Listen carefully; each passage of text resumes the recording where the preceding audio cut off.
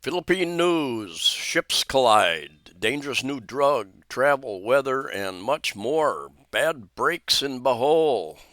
Anyway, let's get into it here. Guard vessel BRP Teresa Magbanwa, MRRV 9701. We have medical personnel on board. Should you need any assistance, we are willing to provide assistance. Over. Play stupid games, win stupid prizes. The conflict in the South China Sea, West Philippine Sea, it's a weekly occurrence that Chinese ships are harassing the Philippine fishing vessels as well as the Philippine Coast Guard. And this happened just a few days ago. A couple of Chinese ships are harassing this Coast Guard vessel. And anyway, the two Chinese ships are going to collide here. Watch right here. I'm going to turn up the volume so you can hear what happens.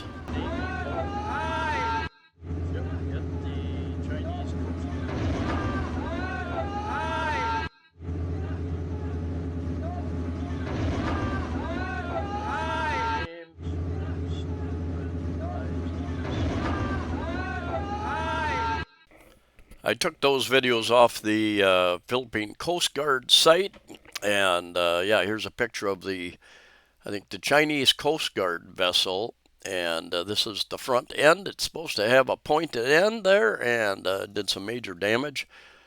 Probably threw some people, no doubt, may have killed or badly wounded some people who were up in that front area during this. But yeah, ongoing thing. They continue to fight over even though the UN years ago drew the line, and I'll show you the areas that China says is their territory, comes right up next to the Philippines. They claim huge territorial waters. And this happened off at near Scarborough Shoal, which is about 100 miles west of the Luzon Island, Philippines. And this is another map, shows China and Taiwan. This is the 10-dash line that China says is within their territorial waters. Goes right along Palawan. I mean, right along Palawan Island and Luzon Island. And, you know, there's the big dispute. There's international agreement on territorial waters, and I'll do another video about that someday. But anyway, the big conflict in that West Philippine Sea. And jumping over to Phil Star, U.S. warships patrol near Scarborough Shoal to challenge China's restrictions. August 14th, 2025. And yeah, this is a big area for fishing. You have the small fishing boats, the little bit larger boats if they're fishing, or it looks like they're fishing. Anyway, two United States warships carried out patrols close to Scarborough Shoal on Wednesday, August 13, in waters unsettled by a recent collision between Chinese vessels that were chasing a Philippine patrol boat. Jumping over to marinetraffic.com. I'm paying $10 a month, and I'm getting a little bit of information. Their better plan costs $100 a month. That's not going to happen for me. There is a site that does a good job talking about shipping. What's going on with shipping, I think, is the YouTube channel. Anyway, here's the Philippines, and yeah, I can click on different things. This is a tanker. This is a tanker. No, fishing boat, tanker, green cargo vessel. What's blue here? Fishing, tugs, and special craft. So it tells you what they are, and you can click on that and get a little more information. No, I've got to pay for the enterprise. I got to pay a lot more to get a lot more detailed information. Anyway, the Scarborough Shoal shoal is about 100 miles off. This is Luzon Island, Philippines, and about 100 miles off of west of someplace up here. I think up in this area, I believe. Another article, health related, more leptospirosis, fast lanes opened. Fast lanes for leptospirosis patients have been established at state hospitals nationwide. And leptospirosis is an infection that you can get from contaminated water. And early on, I did a video many years ago, walking through flooded streets and taking video. There were no taxis. The taxis were blocked by flooded streets, and so I was walking on a flooded street.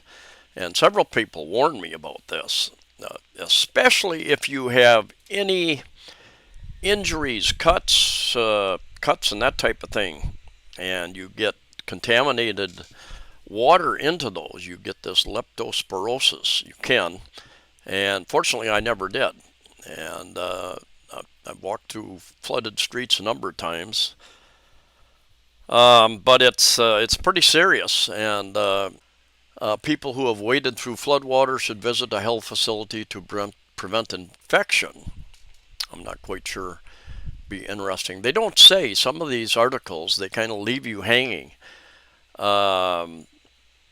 To prevent infection, if you've waited, what will they give you to prevent the infection? Will they just clean any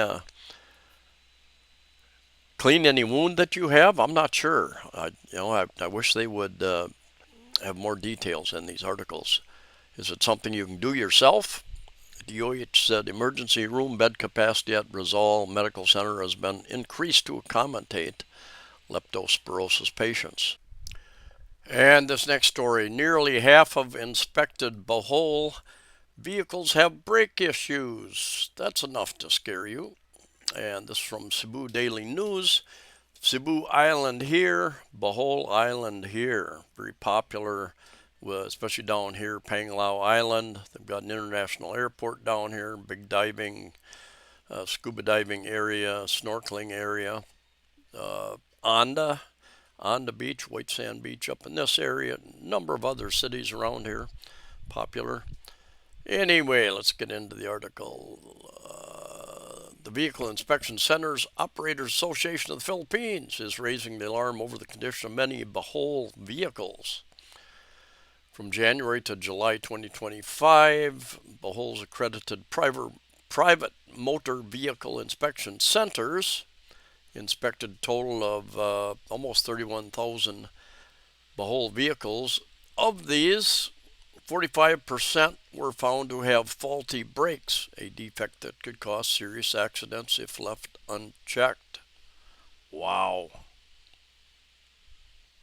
So take that information along with all the people in all vehicles, including, I've seen lots of motorbike, scooter drivers going down, either listening, watching videos, TikTok or whatever, or they're texting, going down the road. Just crazy dangerous out there. I got rid of my motorbike a couple of years ago. I had some 18-year-old kid run into me. His mirror fell off, and I was passing him, but he looked at me, he knew I was there, and as I thought I was by him, he turned sharp to stop and go get his mirror, and he took my back wheel out from under me and slammed me down into the ground. And I sold my Rusi 250, and he had no insurance. The police came, took us out to South Road Properties to Cebu Traffic Center, and they explained to him why it was his fault, but no insurance, no money. I sold the bike to an American who fixed it up and resold it. And this next story, this may affect you, 2 Chinese Malaysian nationals nabbed for espionage. And what are they doing with the electronic, what do they call these things? Caught while allegedly operating unauthorized transceivers and sniffing devices or international mobile subscriber identity catchers at a hotel in the North Reclamation area of Cebu City. It's down near where SM Mall is. And an IMSI catcher is an eavesdropping device used for intercepting mobile phone traffic and tracking location data of mobile phone users.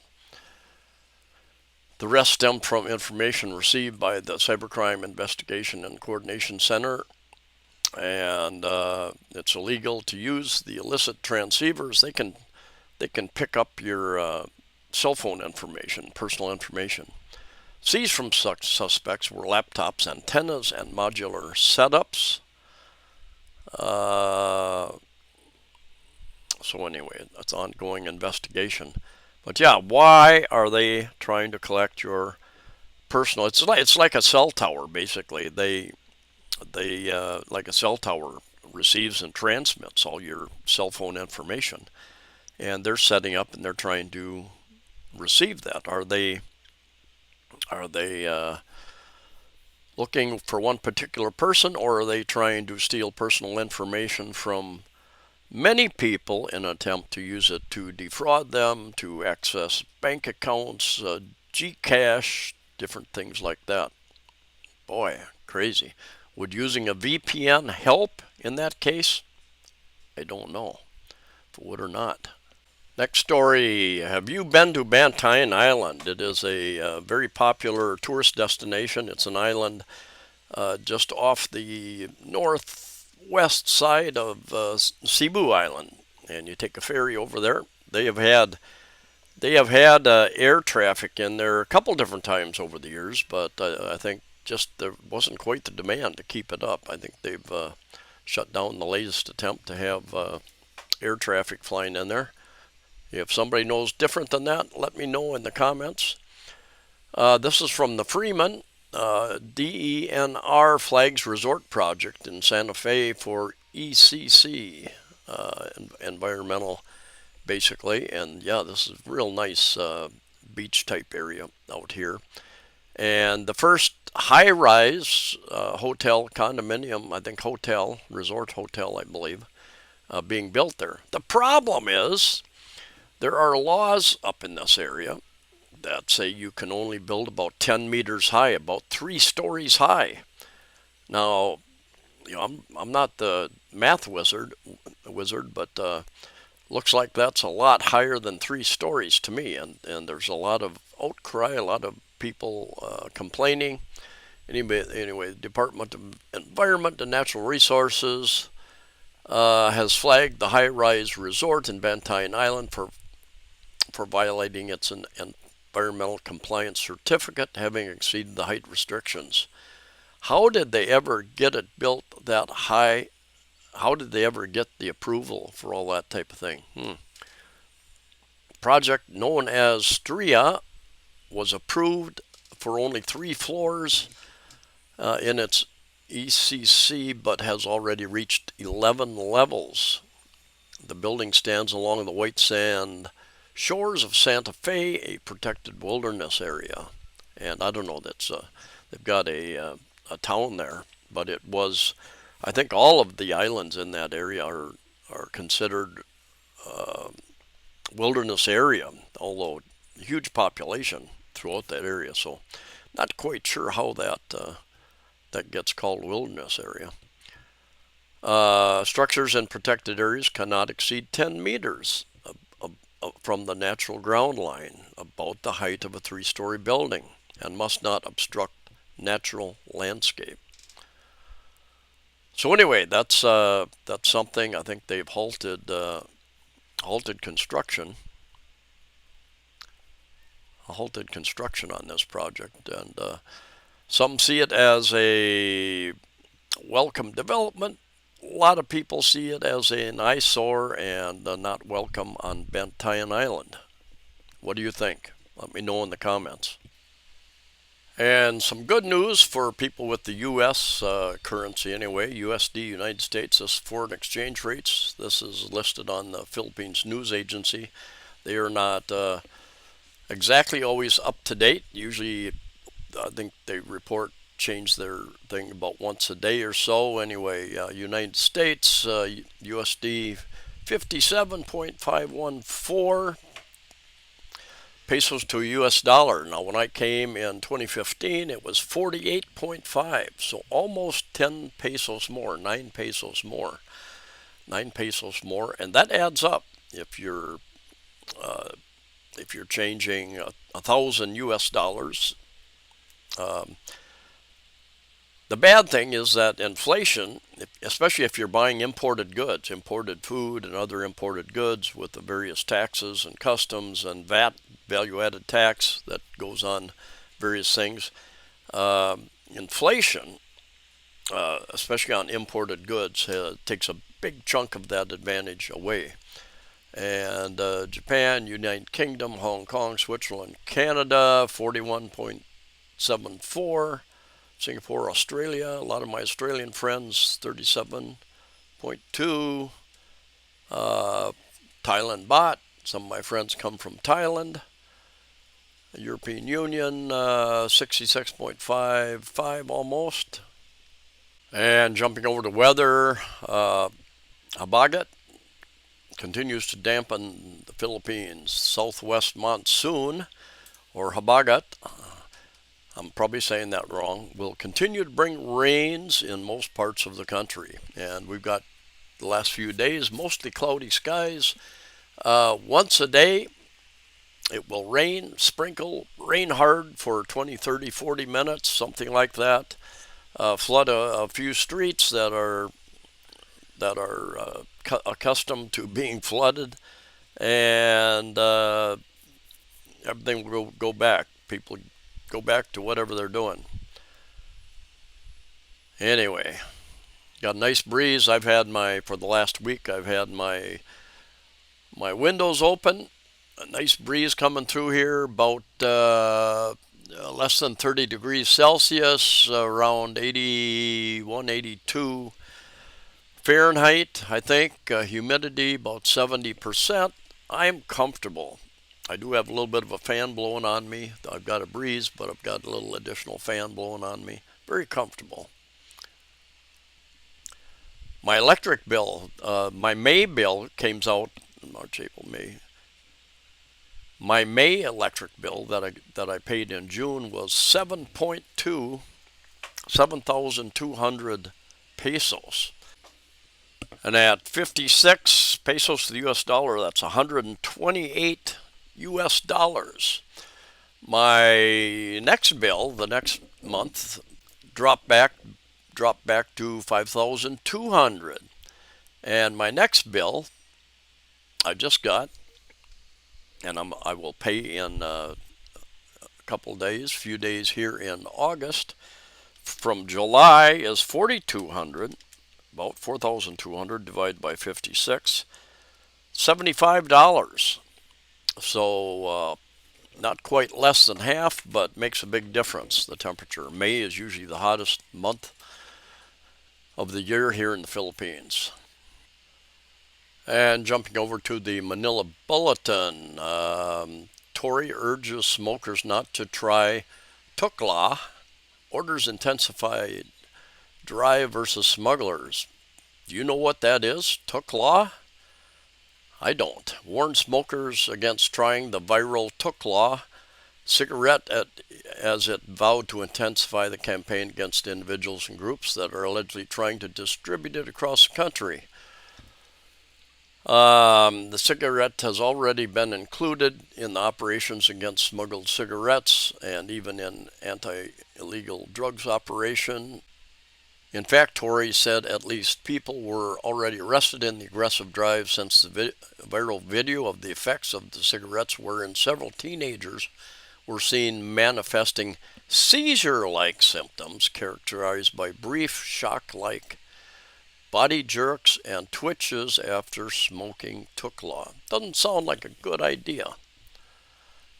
My goodness, there's a reason why it is being declared as illegal. It's because, first and foremost, and maybe the only and most important reason, it is dangerous. Dangerous. They should not even try it to protect themselves from harm. Why would you even try it when they could even die? So I would like to tell our kababayan not to fall victim, because this could endanger your lives. PDA Director General Zagani Nerez said Tuklaw, Vietnamese name, is a tobacco plant grown in the mountains of northern Vietnam, and locally it can either be smoked or chewed as part of their rituals. He said the traditional way of smoking tobacco is using a pipe called a bamboo bong. The nicotine content of Tuklaw, according to Nerez, can reach as high as 9% compared to the ordinary cigarettes, which has an average of 1 to 3% only. These deadly cigarettes, laced with synthetic cannabinoid, are obviously smuggled goods and reportedly sold online. PDA warns the public not to patronize Tuklaw because of serious health risks involved.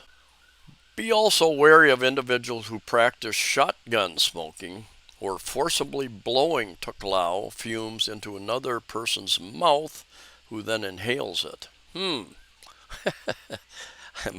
I don't think so. Jumping over to the Journal Online, Eco Waste Coalition lists 48 skin lightening products adulterated with toxic mercury. And skin lightening products they've got shelves and shelves and shelves full of skin lightening lotions and products and soaps here in the Philippines. And people order a lot of this stuff online. It's coming in from a lot of it from China and or Thailand, and they have identified a lot of this stuff with toxins in it. Big one being mercury, which you don't want to be putting on your body or eating.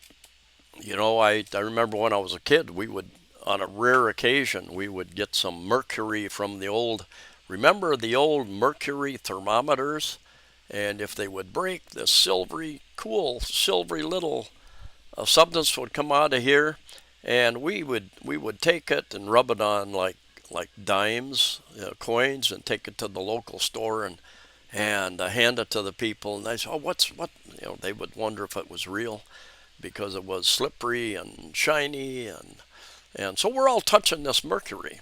Back in the good old days, very toxic stuff. And hopefully maybe I'll do a video one day on trying to rid toxins from your body. We're subject to toxins every day in different ways: what we breathe, what we touch, the fire retardant on so much of our furniture, clothing, bedding, all that type of thing, carpet. Anyway, they've identified 48 unauthorized products from China, Indonesia, Pakistan, and Thailand, consisting of 29 brands, which are being offered for sale to consumers for lighter and flawless skin, mainly through e-commerce and social media platforms. And here's a look at some of those products.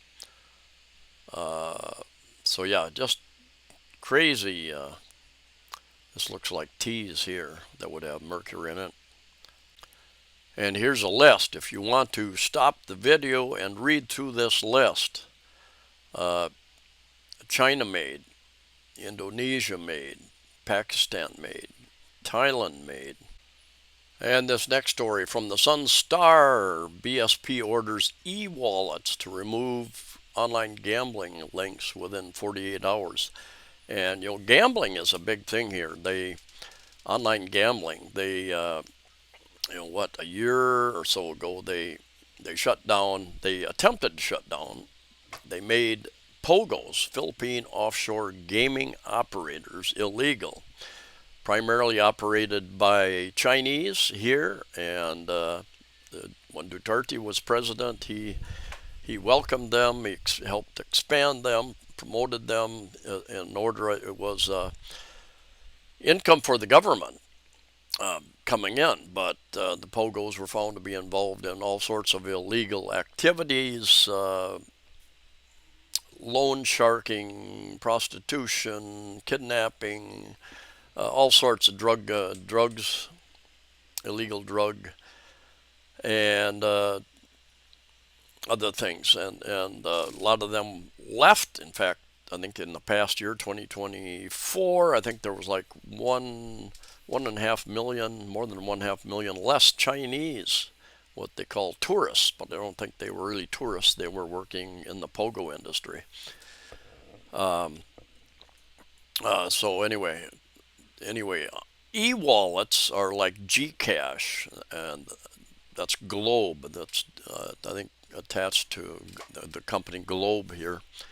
E-wallets, Maya Pay. There's dozens of different things. You basically like a debit card. Except you prepay. You put money on your card and you can use it to buy things at different stores. It's like cash, but it's electronic cash. You put the cash in and you got it on that card, prepaid, like a prepaid card. And so many people, millions of people involved in gambling here, and there are articles about suicides, people having gambling deck suicides, the cop and other people trying to rob stores of money because of their gambling habit. Cayetano said that in 2023 nationwide survey revealed that 66% of Filipinos aged 18 to 24 engaged in online gambling, with frequent betting behavior leading to academic neglect, financial distress, psychological strain.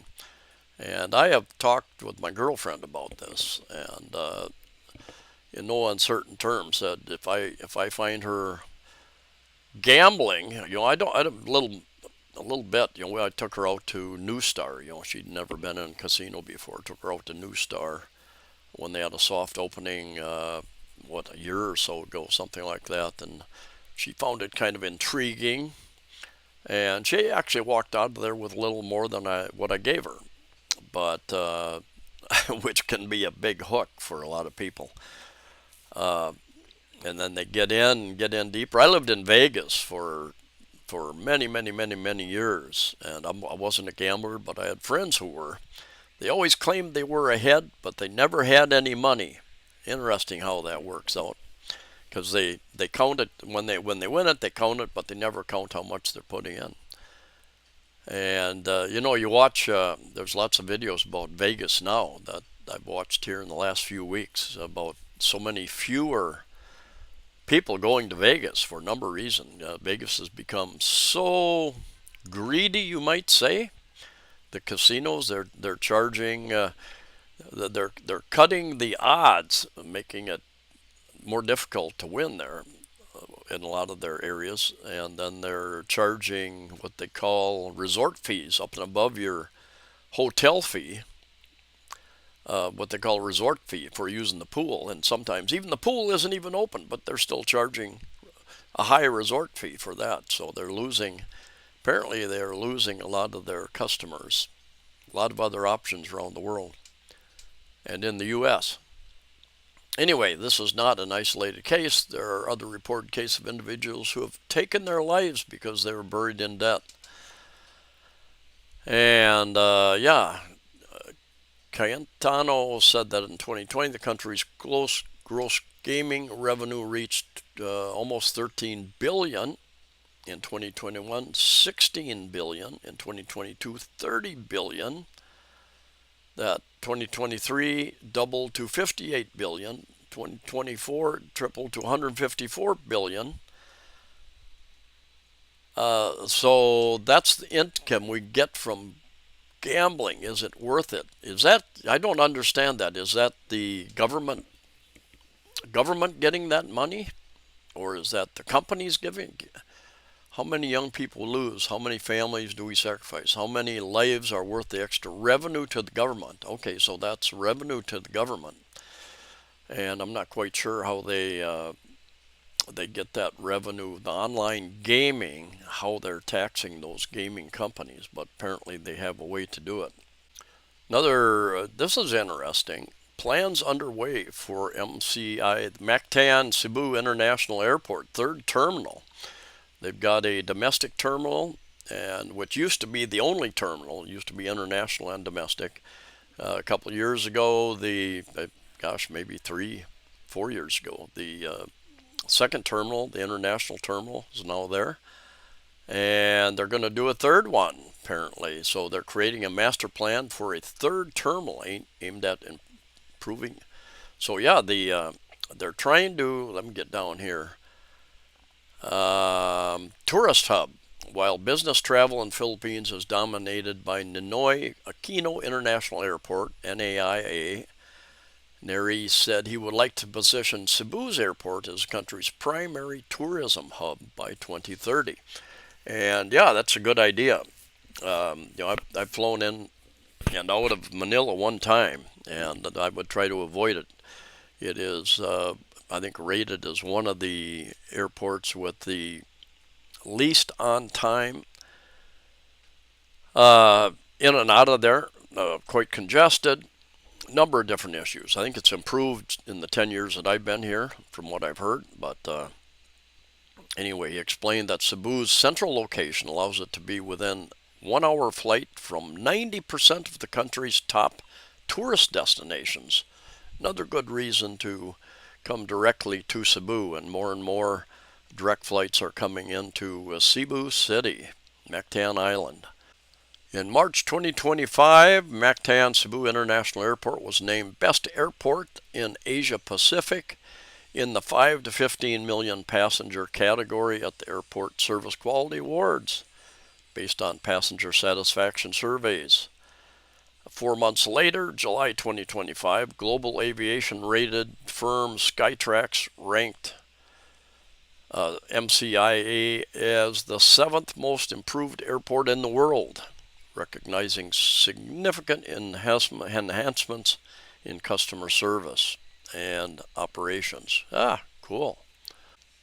I've seen a lot of changes in the 10 years that I've lived in the Philippines, Cebu City in particular. Traveled around the different, the infrastructure in general has gotten better. There are various things that have a long ways to go. The sidewalks in many areas are obstacle courses. They're pretty good in IT Park and in Cebu Business Park, but other parts of the city, quite an obstacle course. But yeah, lots of new developments. They've been detangling the overhead wires over time. That's getting better.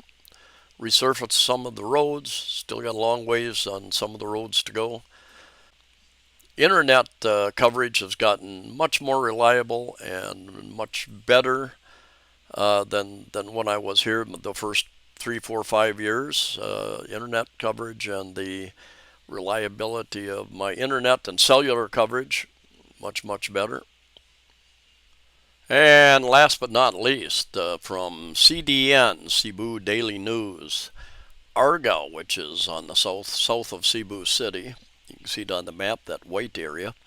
Gun for Hire group member cohort nabbed. Guns, shabu seized. There are, almost all the crime here, except pickpocketing. But even there, it's mostly Filipino on Filipino is all the violent crime Filipino on Filipino, and there are gun for hire groups. The violence here is generally related to drugs, drug related, tribal related, family related. Different arguments, grudges between different families, tribes, clans, different parts of the Philippines. And there are, every couple times a year at least, I read about these guns for hire and robbery group and his cohort on Thursday afternoon were arrested. Suspect, 38-year-old, Police said Carrion, a resident Brango Apo, was on the authorities' wanted list and was a known member of the Royal Gomez group. His 19-year-old companion, Sibonga, was also arrested during the operation. The suspects allegedly drew their firearms upon sensing the approaching police officers, but they were quickly cornered and subdued. Confiscated two 45 caliber pistols, bullets, and 25 grams of suspected Cebu, worth 170,000 pesos. Another reason why you don't want to get confrontational and piss off Filipino.